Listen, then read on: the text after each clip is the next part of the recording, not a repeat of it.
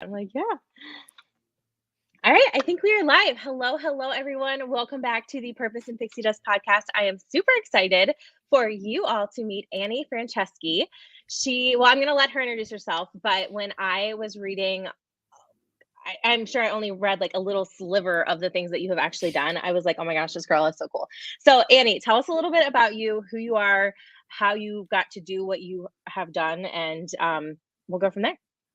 Well, thank you so much for having me. When I saw like Purpose and Pixie Dust, I was like, I am in. I am 100% in. I Love it. am a lifelong Disney fan, and I did used to work for the company. So, a very short version of my story is I grew up loving Disney movies, the Muppets in particular, really wanted to be in the film industry. And so I did what you have to do, which is I moved. I moved from North Carolina to LA and had a career in the film industry, kind of worked my way up to a dream job at Disney, literally at the Walt Disney Studios, helping tell stories for movies like Maleficent and Cinderella. And I realized once I got that job that it was just a dream job and not a dream life. So 10 years ago, this September, I quit that job, moved back home, and reinvented myself as an entrepreneur. So now I have a company called Greatest Story Creative, and I help you brand, streamline, and grow your greatest business, not the one everybody is telling you to have. Oh my gosh, I love that. And I love that such a big part of your story is that love for Disney and it led you to working there and you're like and it was like a stepping stone for me and then I was okay with leaving that behind. So what exactly did you do for them when you say that you were working on those stories? Right. So my first role actually at Disney was working at Walt Disney Animation, and I was the assistant to all the directors and producers of a film that did not get made, which is how I left that first position. It was a movie called King of the Elves. You can Google it and learn all about it, but it was supposed to come Cool. out, and 6 months into the project, they shut it down, and I was without a job. But it was one of the best things that ever happened to me, because I got recruited to a brand new team at the time, which was their franchise management team. And so Disney at the studio, I think it's now been reintegrated into a different team. But at the time, I was a founding member of this group that it was their job to help coordinate all the product development, but really to communicate about upcoming films way earlier than when marketing would be able to spend time on them. So people don't realize it takes years and years to make some of these films. And we have to be talking about them as a company years and years before they come out. And marketing doesn't have bandwidth to touch that until like maybe a year, maybe 18 months before the movie's coming out. So what do you do when you have to tell a story and you don't want to inundate the filmmakers? Well, you have a little team that interfaces with that filmmaker, gets to know the story, reads the script, and puts together a pitch deck. So that really became my job. I kind of got seen and known for my ability to write and design, and kind of tell this cohesive story. And so my VP bosses were having me write presentations for like Comic-Con for our president of production, still president of production, Sean Bailey, and other executives to go present at D23, Comic-Con, things like that. So I would have to read the script for like Maleficent, Cinderella, Frankenweenie, John Carter, movies like Tomorrowland. I don't know if you saw that. This is like we're going deep in the Uh-uh. Disney canon here. But Yeah. Damon Lindelof wrote that. So I had to take a Damon Lindelof script who wrote Lost and some of these other really complicated films and make a 30-minute presentation deck that didn't give away the whole story, but made sense, and gave away some of the mystery. And he liked it enough that he did it. So he used my pitch to talk about the film. So I was like, all right, Oh, this is cool. pretty amazing. But yeah, it was Yeah, that's awesome. incredible. Oh, that's Hmm. really cool. Okay, Yeah. so let's talk a little bit about your transition to building your own thing. Yes. Was it just like a one time, like, okay, I'm going to go ahead and move, we're stopping this chapter, or were you kind of working on that behind the scenes while you were still working your corporate job? It was kind of the latter, and the thing is, if you're curious like why on earth would Annie quit a dream job at Disney? It sounds amazing. It was amazing.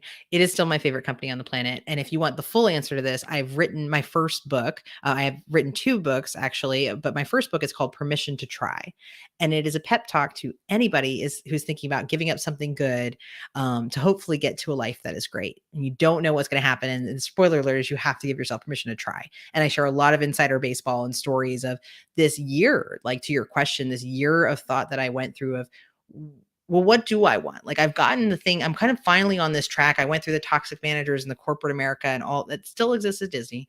And I got to this path. I was like, okay, I finally got this. Like, is this fulfilling? Is this what I really want? And I looked around and went, this is not enough. Like, this is not as impactful as I thought it would be. So I spent about a year of deliberation. And at first it felt like, would I be crazy to like quit this job and leave LA and maybe become an entrepreneur, which I, never thought I would be, but like kind of do my own thing, help other people tell their story. And it sounded crazy, but by the end of the year, it was like, I'd be crazy not to. And I share a lot of the stories about like basically the whole book is structured as 11 things you need to hear when you're scared to change your life. And that's because it was a coffee conversation with myself of like, well, I can't do that because what if I fail? And like, well, I told everybody I was going to do this. And like, what are people going to think? And like, those sorts of arguments we have with ourselves about making a big change. And so it's still a big deal to me that I left my job, but I can tell you a decade on the other side of that decision, I didn't stay one day too little and one day too much. Like I spent just the right amount of time. I'm so grateful for that experience and the relationships and all that I learned. I use it every day. I trade on it every day. But to everything, there is a season, even Disney. And I just, don't worry. They went from paying me to I pay them now. I just, just keep Disney direct deposit. Yeah. Yeah. Yes. I love that. Oh my gosh, I can't wait to check out your book because that sounds like it's going to be so powerful, regardless of what that thing is for you in your life, whether it is a big career change and jumping into entrepreneurship, which I know is the thing for so many women listening. So I definitely want to dive more into that with the storytelling. But however, before I forget, you were telling me before we hopped in here live something about a Disney business retreat on a cruise ship. Okay, yes. So what is this magicalness? Fill us in a little bit about that. Yes. So a little bit of back history here is one of the things that I have figured out that I need to do in my business is I take the month of December off. So I call it batch December. I started doing this back in 2016 because I had this huge influx of clients and no systems. So I shut everything down and was like, I need to spend some time every year making the business better. And so I have already built all this intentionality of taking this like kind of restful business development time. And then I had this wild hair of idea because that's been so successful for me. Like, well, what else could I do? And I'm like, I love Disney. Could I go to Disney as part of my business?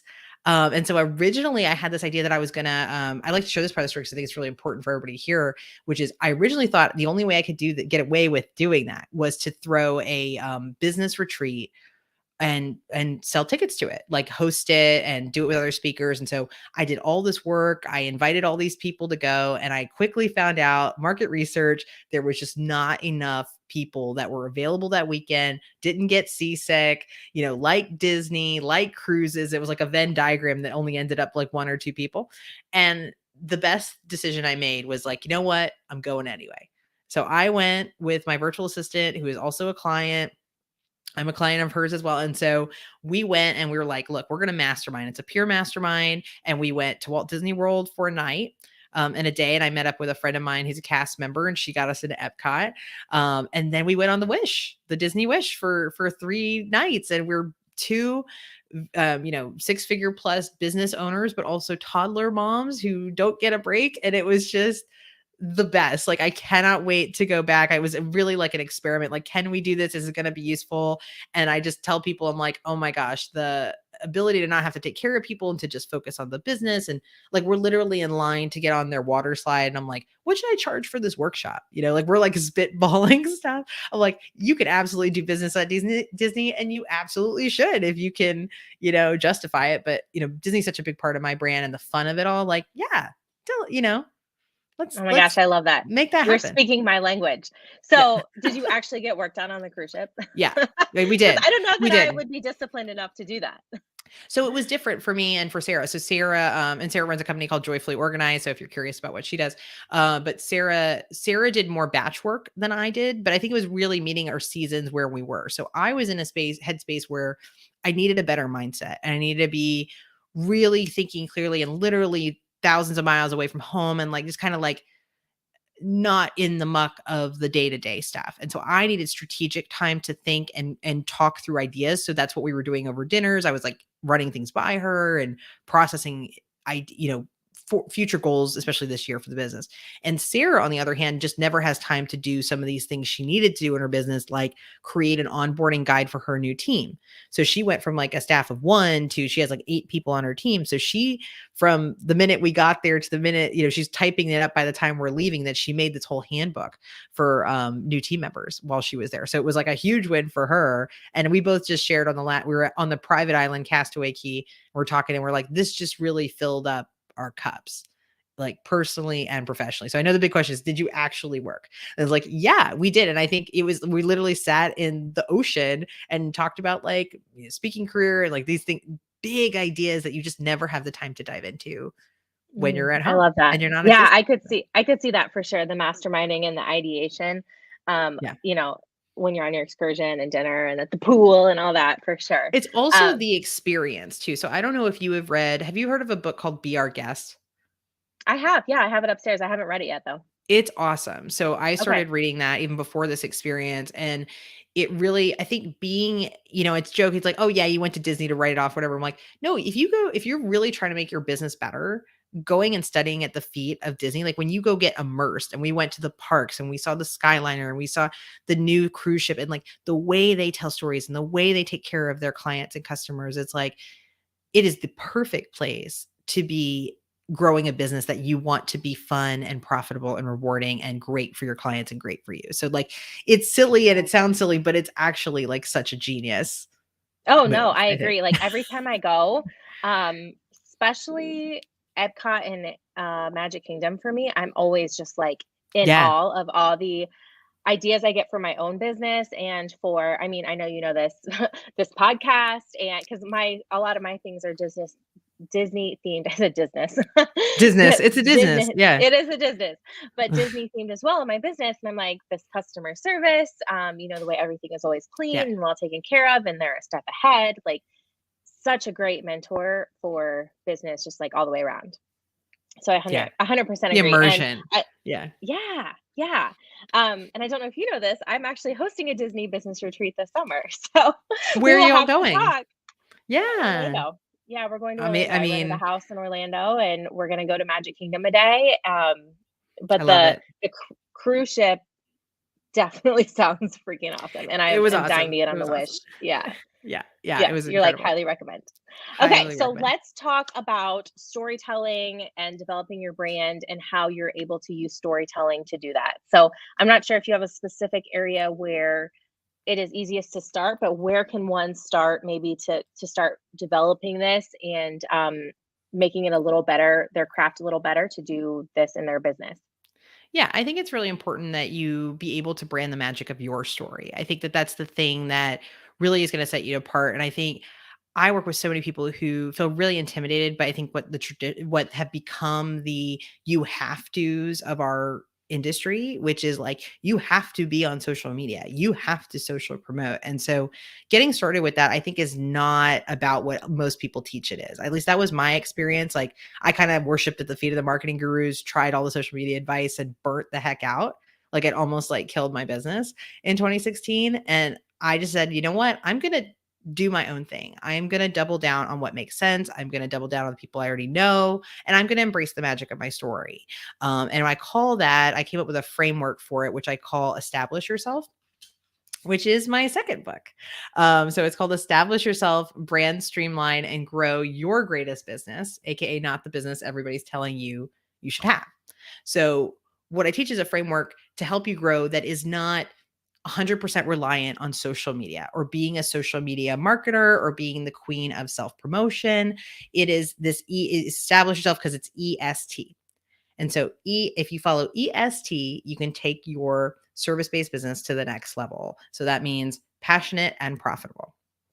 So that first E, like what does E stand for, is the most important thing and really where I recommend getting started, which is it stands for embrace your story. So this is the branding of it all. Like, what is it that you are greatest at? What do you want to be known for? Like, you don't start with marketing. That's a big part of my working theory, is like, we're all doing the wrong thing. We're focused on the marketing, and that's what I call fixating on frosting. It's like, we can have a cake that's just cake, but if all we do is care about the frosting, people are going to bite in our cake and realize there's nothing there, right? If they even try it, right? We need to care about what the foundation is and really where we are the best, right? So where are we the greatest experts? And I think part of that, when I say embrace your story, it's akin to like when Brene Brown talks about like owning our stories is the bravest thing we'll ever do. She says something to that effect. And I had to go through this process of imposter syndrome, overcoming it in my business, because after the first few years, I kind of realized I wasn't selling myself. This was kind of the big epiphany I had. I was like not selling myself with confidence because I was like, I don't have the perfect story to do branding. You know, the core of what I do is branding, writing people's messages, creating their website, creating their logo, that kind of thing. And I'm like, I don't have the textbook background for that. I worked at Disney, yes, but like I kind of self-taught myself a lot of these things. And it took really confidently owning my story and saying, you know what? I may not have the picture perfect resume, but I do have a lot of great things in my story that make me really valuable. And I am not serving anybody by not owning that and not fully embracing it. So that's my advice is like, you know, if you are really wanting to establish yourself, like the next step is not a webinar, a funnel, a great piece of marketing. It is choosing, you know, to embrace who you are and the magic of your own story. I love that. And I love that that's the title of the second book. It's like, so would you recommend, do your books kind of go in order, or could They you do. read them? Okay. So we need They to do. grab It's the one's first book kind of the first. prequel. So Okay. Permission to Try is great if you were evaluating kind of changing direction. You know, maybe you're going to quit a job, you're going to start a business. I cover both of those things. So I talk about the stories of leaving Disney, and then I wrote it 5 years after I left Disney. So you can kind of hear the Mm, story of like, well, then what happened and how did the business get started and all that. And then Establish Yourself is kind of the sequel. So if you read Permission to Try and you start a business, or you've started a business, Establish Yourself is really a business book. With it comes with a free workbook. It's probably very akin to a lot of what you teach, but it helps you optimize 6 areas of your business, from branding to ops to sales, client experience, relationships, and marketing, with that marketing one being at the very end, because if you optimize all those other things, your marketing is just going to be that much easier, work that much better, and not be this, what I call like, you know, tactic tornado that sucks you yeah. down into the black hole of online marketing. Yeah. So do you help your clients build all of this without relying on social media? Is there like kind of a method to that madness? Or is that No. kind of pulled into that last marketing piece? It's definitely represented. So like I'm not saying that you know, I'm careful not to be like, you know, you can grow a business and never be on social media. It's like, I do think that that's possible, but I don't think that Mm, social media is the bad guy here. I just think it's been made out to be the only guy. And it's yeah. really not. And I see too many people making these mistakes of like, they're not taking care of their existing clients because they're chasing new ones, for example. Mm, And so a yeah. lot of what I teach and what I talk about in Establish Yourself is this notion of what I call reverse revenue. And so what most marketers are teaching these days is, I think, really backwards, because it's all about optimizing, taking someone who has never heard of you, a cold lead, and turning them into a client. And that's probably the Mhm. hardest thing you can possibly do, right? Yeah. Take someone who doesn't Yeah. know who you are and establish a relationship with them. And look, if you've got the financial resources and the staff and stuff to invest in the perfect funnel and getting enough people in your funnel that somebody's going to do like the automating that relationship building, or Mhm. go the opposite direction and really optimize your business from the people who already know you, the people in your Mm, network, your existing clients. Like, how can you be treating your existing clients better? Are you offering them profitable services because you make their experiences better? You know, people refer, right? Like, and we all right. know the value of a customer you already have is so much more valuable than the one you have to go chase after. Yeah. So that is really what I'm here to say about that. I think social media is really important. I don't think it's everything. And so what you know, to give you the short version of what I teach in the book is, I think it's really important that you have what I would call a consistency container. So you might have heard of it as thought leadership, other kinds of things, some sort of signature content, but I am not a consistent person by nature, and I need a system. And I think so many of my clients, like, they're like, I need to do social media, but they'll put up a post and it's like agony, and then they don't touch it for 6 months. What I recommend is coming up with some sort of consistency container system, one of which should be email marketing, one of which should be at least one platform on social media. And so, like, what I do is I come up with content pillars. I sort of talk about certain things, right? Different tips, business, that kind of stuff. I batch content and then I have my assistant put it into Smarter Queue, which is one of these like Hootsuite, later these scheduling, batching kind of I things. So haven't heard of that one. I never have to worry about it. I really like Smarter Queue because it lets you set a weekly schedule via category and you can rerun posts. So you're cool. like, 20 posts can run for more than a year if you run them 3 times. So it goes 1 through 20, 1 through 20, 1 through 20, right? So you're not constantly on the content creation train, right? So that's nice.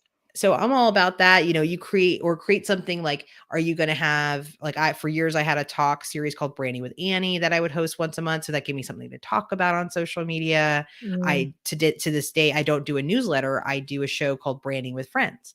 And so I have people come on Branding with Friends and we talk about different topics like branding in LinkedIn, branding in SEO.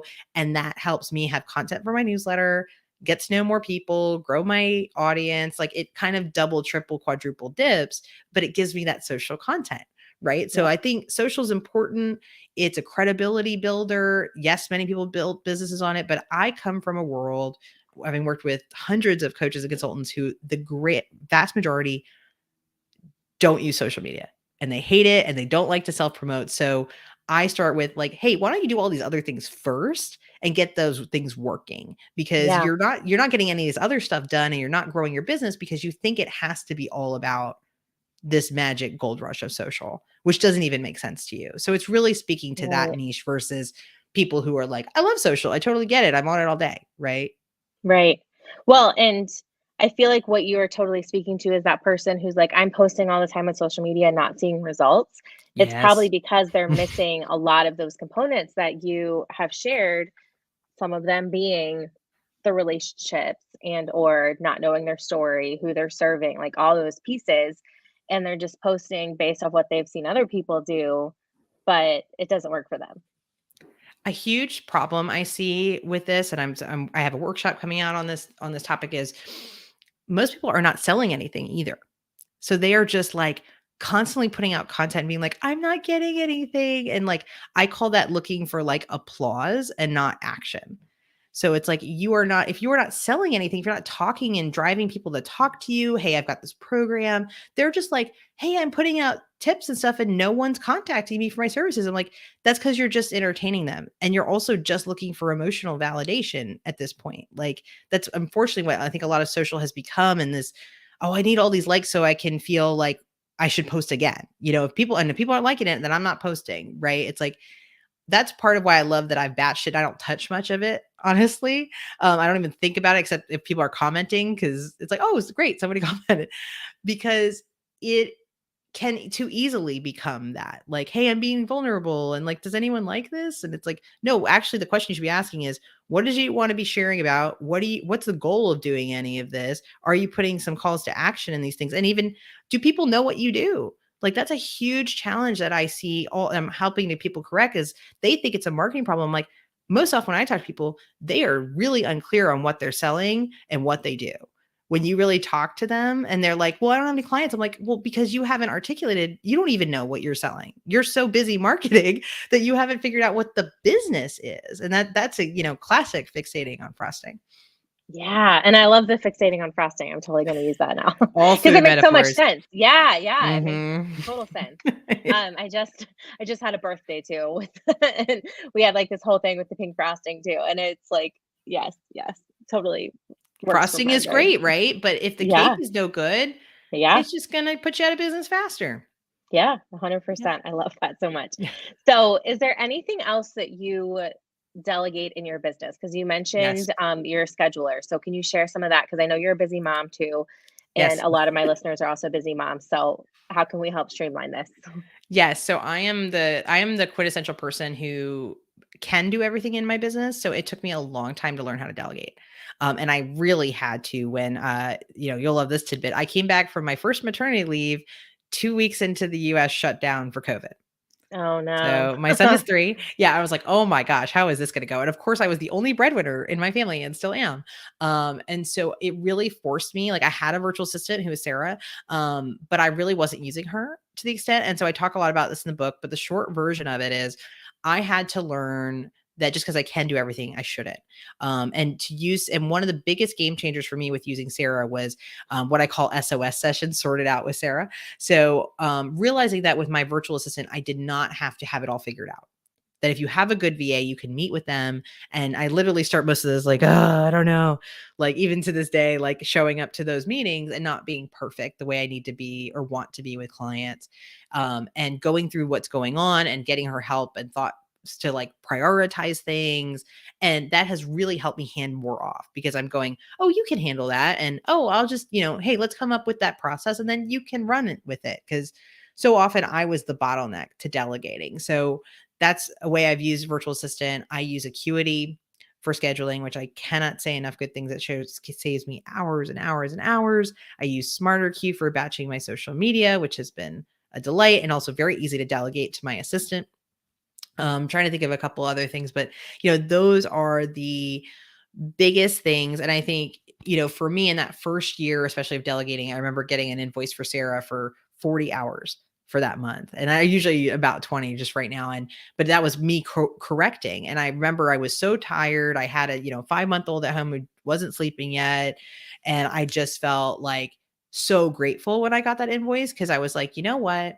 I have made more money having her. And that was 40 hours that needed to happen in this business that I didn't have to do. And that has been, that 100%. mindset has been huge. And I was like the biggest skeptic and did not want to hire. I did not want, like if you told me like, oh, you would have a assistant that does 20 hours a month for you. I'm like, oh yeah, she consistently does 20 hours a month. It's a significant investment. She is, not the Fiverr option. And she's incredible. Her team is incredible. And just not having to do it myself. And it's really also challenged me, more than any like app or whatever tool, is to come up with processes. So things like, branding with friends, all I have to do is record an episode and they can do the rest because I built it like a repeatable system with templates. So they follow the, standard operating procedure, SOP, and I don't have to do it. It's incredible. Yeah. That was one of the things when I started working with a VA was making sure that anything that I did that I didn't have to do, I just like recorded it one time of me doing it and how like my systems, and then saved it in a Google Doc, and I'm like, here's the things. And I've done videos too. That really helped me as well. Like I heard somebody told me that they were like, oh, I trained my VA just like recording videos. I was like, oh, I thought I had to write all this out. Like I didn't realize I could just like talk it out. So great. 100%. Yeah, that's so great. What point in your business did you finally hire a VA? Do you know? Like, was there it was like 2017? Oh, it was 4 years in to my business. And it really I would say 2017 to 2019, Sarah was really only typing up like things that I felt like I could delegate by writing out the process. So she was setting up home bases for clients and transcribing client interviews for me. So it was like, I want to say it was 3 or 4 hours. So we went from 3 to 4 hours to 20 plus hours. Love it. Just by literally permission to show up and not have all the answers and let her take some things off my plate. My dog is going to bark. I'm sure you probably hear that. Is that Pluto or Doug or is it no, her name is actually Bella. There you go.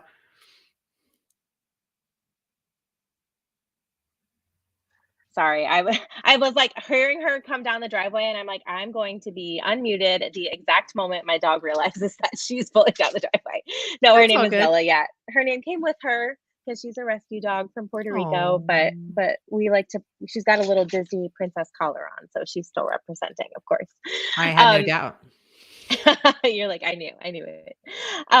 Okay, so how I like to wrap up all of our podcast interviews, I would love to hear either what you are currently reading, personal development or not, and or a personal development business book that has like really kind of blown your mind or changed something that you were doing. Personal development business book. Excuse me. So what I'm currently reading is I'm reading Ashley Kirkwood's book, which is called Speak Your Way to Cash. She's really great. She's a former lawyer. And a lot of what she teaches is stuff that I would teach, and I have seen to be very true about how to price yourself above the market when it comes to being a speaker. I'm also a speaker in my business. And so I was learning, I was literally listening to that at Castaway Key and soaking in what she had to say, which I think, great book for that. something that this is more personal development. So I think a book that's really changed some things for me in the past few years is a book. One, Be Our Guest. I think Be Our Guest is a great, if you're a Disney file and you Yeah. got a customer service. But personally, there's a book. The title is terrible, which is what is it? Adult children of emotionally immature parents. Oh, I think I've heard of that before, So actually. my cousin Was it told me good? about it. Oh my gosh. It was just really, I don't know if people listening, if you're like a younger mom, like you're maybe in your like 30s or 40s, like I think reading when you become a parent, you start to really question how you were parented, right? Like you have to make new decisions, you have to reparent yourself. And it just really helped me to better understand my family and where I come from and what some of those patterns are, with the hope that like I won't repeat them. And I think that is something that permeates everything I do, not even just, business. We're here talking about business, but this is like the stuff that is really going to matter about our lives and our legacy. And that was really eye-opening. So if you have struggled with, I thought I had an idyllic, pretty great childhood. It's not that it taught me I didn't, but it helped me understand some things and has helped me to, and the way I phrase it is like, love my family, but not become them, like not become the things that I've struggled with or that have been tougher for me as a grown up, as a, Oh my what I want to gosh, I be when I love grew that. up. Yeah, yeah, that's so good. I will have Yeah. to we will link all these in the show notes too, guys, so you can check out Annie's books and then also the ones that she recommended. Okay, since you are a Disney lover, Yes. um, favorite Disney park? Do you have one? Oh, I that's a know this is so hard hard. one. I know, I That's a know. hard one. You can do a top 2 if you want.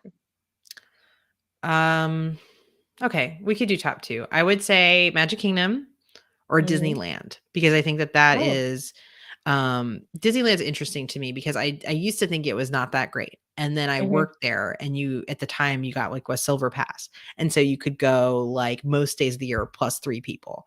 And so Disney Oh, became like my home base. Like I got to go to yeah, Disneyland all the time. And it's like, yeah, whether it's Main Street USA there or in Magic Kingdom, there's that's what Disneyland is a place that Walt actually walked and like had this vision that nobody else had, right?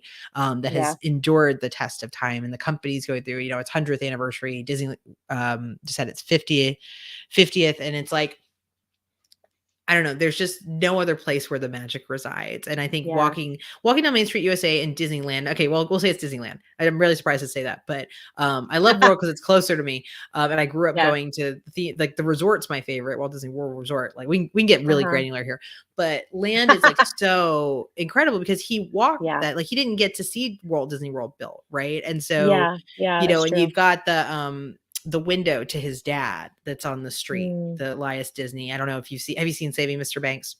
Yeah, yeah, I loved that movie. So a lot It's of great. the sets there were like still there, part of really close to where I worked. They shot on the lot, all of that. But that is, can really connect you back to that kind of thing. So Mm, it helped me to, I think there's something really magical about that. And there's something really magical about the insane reality that I was once a cast member, yeah. and kind of bottling that magic for me. So I think, Oh, that's so okay, fun. Disneyland, you win. Disneyland. You're like, "After we've talked this out, the actual answer is Dang. Disneyland." Yeah. Now you know, now you know. I love them Love all it. though. They're all good. Yeah. Have you been to Disneyland Paris? I've not, but I've had the Okay. wild hair of like, maybe we should do that. Like I kind of want to Yeah, you do, probably I'm big should. on the cruises. I've Mhm. just went on my 5th Disney cruise since the cruise line has been around. And I really kind of want Nice. to do a Mediterranean cruise or European cruise at some point. Yeah. So Yeah, that'd be really awesome. I did my first ever cruise, and it was a Disney cruise at Christmas 2021. And it was just a 4-day, I think. And then we loved it so much that we booked a June 2022, so we just went on it last summer, to Alaska, and it was also Disney. So, I'm like, "I don't know if I can ever do a cruise line now that's not Disney." I mean, I've why been would you? spoiled. Like, I yeah. know. My dad's always like, "Well, we should try another one," and I'm like, "I don't think we need to." I'm in enough of these Like Facebook groups for the Disney Cruise Lines, and it's like, yeah, yeah, no. Like some it's people, fun. sometimes they say like for older kids or for Mhm. adults, but like I'm such a Disney adult. I'm like, just no, I Yeah, know what I same. like here. Yeah, yeah, exactly. I'm like, "I don't need the casino."